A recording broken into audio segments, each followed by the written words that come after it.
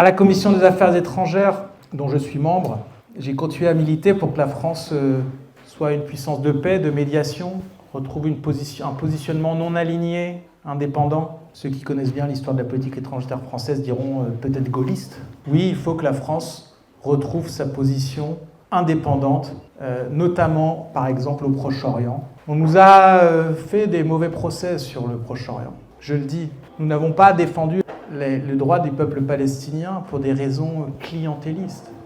Non, pas du tout. Nous avons défendu et nous continuerons à défendre avec force les droits du peuple palestinien comme les droits du peuple israélien pour une raison simple, c'est que le silence médiatique, l'absence de courage de la France par rapport à d'autres pays comme l'Espagne, comme la Belgique, etc., ont un impact en France. Ce qui se passe au Proche-Orient n'est pas un problème éloigné. Parce que quand vous acceptez l'idée que les vies ne se valent pas, vous mettez un pied dans le racisme, c'est pas autre chose. Et ça nous concerne directement ici. Ça nous concerne directement ici parce que la France était attendue. Parce que la France avait historiquement des positions beaucoup plus équilibrées, beaucoup plus courageuses. Parce que la France est membre du Conseil de sécurité de l'ONU. Que dirons-nous demain quand tel ou tel massacre sera commis par tel ou tel pays dans le monde? Ils le disent déjà à l'ONU.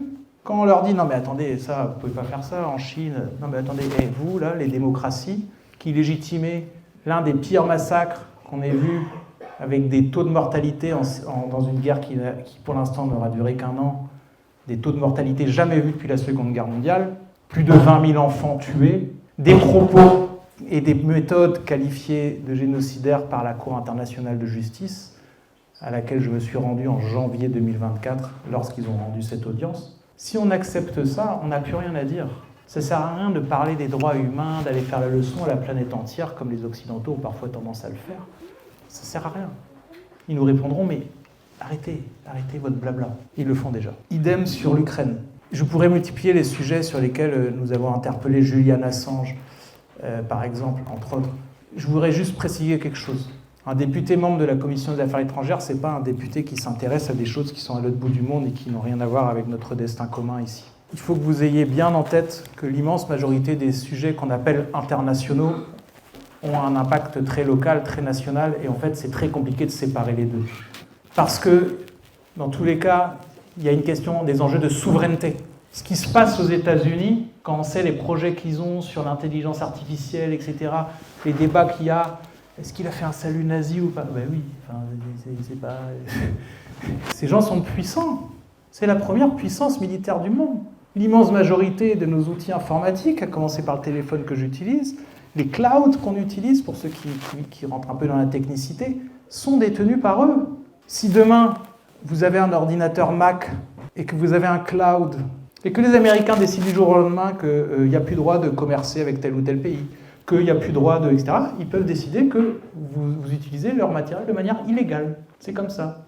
Leur loi s'applique au matériel, même si c'est à l'autre bout du monde. C'est du matériel américain, ce sont les lois américaines. Donc vous voyez, quand on parle de Trump, etc., on n'est pas sur des sujets qui sont éloignés et ne nous concernent pas. Ce qu'avait parfaitement compris le général de Gaulle, soit dit en passant, quand il a mené une solide politique d'indépendance.